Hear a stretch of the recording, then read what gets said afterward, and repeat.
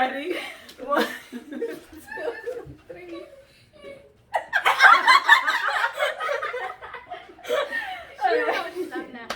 Okay, go. Alright, here we go. I needed this laugh, trust me. Alright.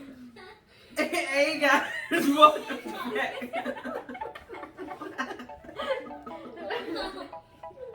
It's getting hot. Hey guys, welcome back to Let's Talk and Resolve. I am Sally. And I am Kay. I'm Anaya, Sally's daughter. And I'm Melissa, my mom's daughter. And this time, ladies and gentlemen, we want to invite you to the funeral tonight, right? Yes.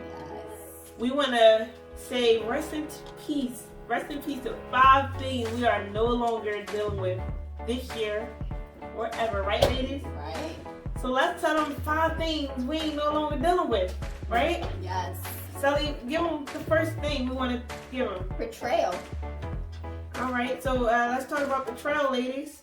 Anybody want to say why and how they're coping with betrayal? I know a lot of us dealt with, fake friends and or family members that, that put them through some things, not to bash them or anything, but how are you dealing with betrayal? Like, that's Sally. So betrayal. Yeah. Let's see. Betrayal. How do I deal with it? Of course, I'll talk to them about it. Yeah.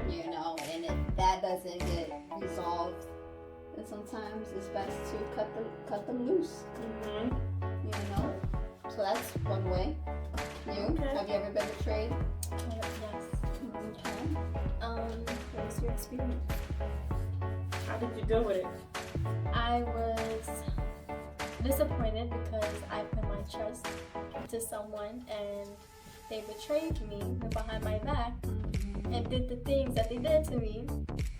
And that's something I didn't expect because I thought that was a person I could trust for my life and stuff. But they just went behind my back and did it. So how did you deal with it? What did you do? Did you drink water? Did you start, did you sleep all day? I slept all day. I did. Since we were online school, I did some work, slept all day, watched TV. People tried to talk to me about it and I was like, no, it's fine. I'm good. Just, I learned my lesson and not to trust people again. Just never trust anybody except for Amen. My mother and my dad. So, how do you stand now? Like, you're good with it? Do you think the way you handled it, do you think that's a good way that fit for you, that was fit for you? Yes. Right. Yes, I'm better and happy now. Good.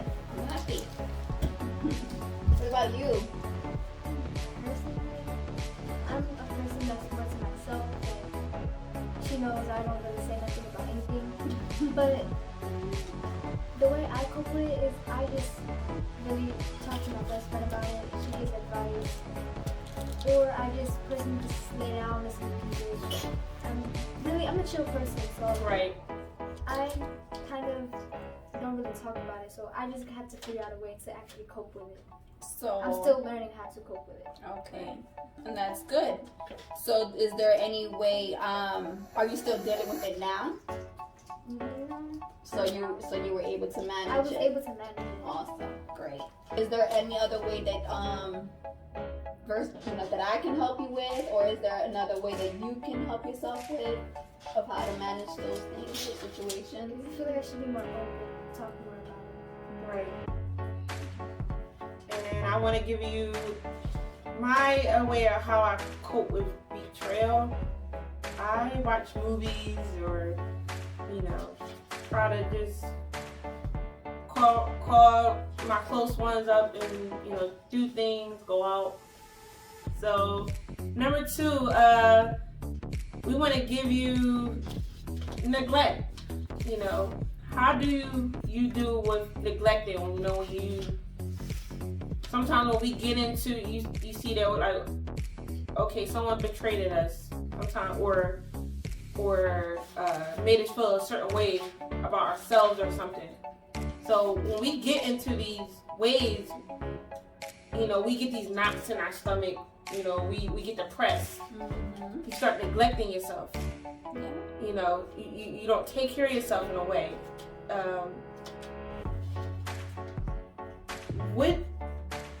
What's the way that you used to or struggling, if you are struggling with, you know, with neglecting? Like, how do you deal with neglecting yourself, and what did you do when you did neglect yourself? So I would probably say for neglecting, if I'm going through like a personal situation, you know, I probably would sit there and not eat because I get depressed. I'll isolate myself. I'll go upstairs, watch TV, and I know some probably be like, well, that's some certain things that people will go through with betrayal too. But you know, with the neglecting part, that would be just me speaking on, you know, behalf of myself. You know? Right. And it could be not even just going through a relationship. It can even be like my goals or you know the you know my dreams that I want to accomplish. Sometimes I neglect those as well because you know life goes on. You know, life gets busy. Sometimes we neglect those things. Yeah. So one thing that I found that works for me, I like to write. You know. Right. So once I write and I see it, I'm like, all right, you know, this needs to get done. I gotta get this done. So, girl, I forget easily, too fast. So me writing it down, I'm holding myself more accountable once I see it visually. I'm like, all right, I gotta get that done. So that's something. And I ask you ladies, what do y'all think about writing? Do you guys write when you're not dealing with something well? Do you turn to the book? Do you write? Yes, honestly, I hate reading and writing, but I can write a whole story if I want to. And writing is very peaceful. I feel like it's peaceful, especially when you're like by yourself and music is playing, or when you're outside and it's quiet, or like the wind's blowing at you. Like that is the most peaceful thing in writing things to do. Right. Like when you just chill, listen to music. I would get in the bathtub. Ooh, you sound like me. I would get the salt thing that we have in our bath. I put it in there. Then I had soap, and I'll put the soap in there and try to get it like bubbly. Then I'll play music. SZA. I don't know how you say it. Yeah, SZA. we like SZA. She is the best person to listen to when you're like relaxing, especially Good Day. Good Day is the best song to like let your madness or like sad or something like come out. That's just the best peaceful way to do it. I know a lot of people do that. What about you? Self-care. You like to write? No, I don't really like to write. I used to like, you know, Okay. I don't really like writing. I used to always write though, but I don't know, I just stopped writing out of nowhere. But personally, I would just play music and go, I have to do this, I have to get this done. So I have to always have music on, like always, no matter what I'm doing. Going. Music talk to us. Yeah, I have to always have music playing, and I tell myself I have to do this, get this done, and that's what I do. Like when I have music playing, I'm good. Right. Like it's just more simple for me. All right. So number 3, Sally, you want to give them number 3? What we're gonna say? Rest in peace to this year and forever. Number 3. Waiting. And when I say waiting, you'd be like, oh, I'm gonna, for instance, like me, I'm gonna go to the gym, but I'm gonna go tomorrow. A week went by, 2 weeks went by, 3 weeks went by. It's like, girl, when are you gonna start? And I bought things, weights. I have all kinds of stuff to get it going. Right. Which I wasn't. I was actually doing pretty damn good. I was went for 3 months straight, and then I see myself losing weight, and I'm like, no. So I got a little discouraged or whatever the case is. So, but now I'm gonna get my back on. And but that's waiting. So waiting to get something started. Right. You? Waiting. Assignments. Assignments.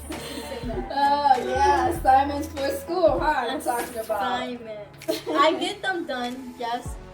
But since I have started high school and I'm in 9th grade, high school is very stressful. School is very stressful. Especially online school is very stressful. Like, so if your kids are telling you it's stressful, it is stressful, and you should just ask them if they need help.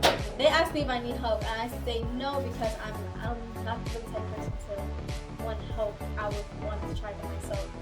But wait, like schoolwork, I'll be like, I'm gonna do this today. I'll play music, and I'm like, all right, let me get this done. I was up late at night. I didn't go to sleep until maybe 3 o'clock doing work that was supposed to be done last week because I was waiting. I was waiting because I didn't feel like doing it. I was too tired. Even though I don't do nothing, I just sit down, clean, watch my baby brother. Yeah. Not for her though. It's not. Wait. Well, how old is your baby brother? He's 11. And then you got another brother that's younger. So my baby brother from my dad's side. And then the other brother. And I have another brother. How old is he? He is 12, 13. 13. 13, but I would sit there and watch him and stuff, and I wouldn't get no assignments done. Like, I'll sit in my room and do nothing but watch TV. Wouldn't get no assignments done, and that's something I need to work on because if I want to pass and have a future and own my own business, then that's something that I need to work on. Yes. What about you, Lissa? Assignments. Assignments as well. Okay. I procrastinate a lot with assignments. Like I get That's a half good of it one. done, You speak on that. and then I stop it, and then I just like, oh, okay, it's halfway done. I can finish it tomorrow. That tomorrow comes, I can finish that the next day. Like it is hard. Like online school is very hard, and the teachers don't help at all. Like, well, they do help, but they say, oh, you have a test next week, and they also give you an assignment on top of that test. So they give us too much work to do. Too much workload. Yeah, they give us too much work to do in one day. Right. But I procrastinate a lot on assignments. So viewers that I know a lot of kids are homeschooling. Do you guys feel overwhelmed with schoolwork? You know, ask your mom. Ask your mom. Tell your mom, you know, mom, I can relate to this. Let me say a few things or two to these girls or whatever, and help one another out. You know, because I know I'm like, did you not helping? Like, y'all good? Is y'all assignments done? And I try to trust them and take their word when they tell me that things are done. But sometimes we get teachers and calls and all stuff. Oh, you know, this assignment isn't done, or this person's missing that. So I know we're gonna get it. That's another thing that's very stressful too when your teachers call every minute, like, math teacher, my math teacher. Which is good though. But it puts a lot of stress on your shoulders. They call every day. Yeah. It puts a lot of stress on your shoulders because you feel like you're being rushed to do something. Right. Even though you are, because it's due, right? But you feel like you have all the shoulder on you expected. You have something expected you to do. It makes it hard when you're expected to do something. You know, kids can't only, like, adults can relate to online school. My stepmom does online school, and she always says it's stressful too because she's in college and she has more bigger, if you know what I mean, bigger work than us, more harder work than high schoolers. So if I was to ask her for help, it's going to be easy for her because she's been through that. And if I was to ask my parents for help, they've been through that. Sometimes they don't know what's going on because they're like, what's this? This is new. This was not in school. We say it a lot, right? This is in school now. It's like they're adding more things because the future is evolving. Yes. Yeah. What about you, sis? So I'm gonna wrap it up with the waiting. So I'm gonna say, you know, from me to you, all of us, no more waiting. No more waiting to no more waiting for that one person. You know, take care of yourself. Do you? Don't wait on that person. Live your life. Like you said, no more waiting on, you know, taking care of yourself. Jump on the wagon. You know, we getting older. You know, I just turned 30. I be procrastinating with going to the gym too. And you know, right now my health and self-care is more important than anything, because I know the last 10 years of my life went by fast, so I can't procrastinate on self-care no longer. Yeah. So no more waiting. Rest in peace to that, right? Amen? Amen. All right.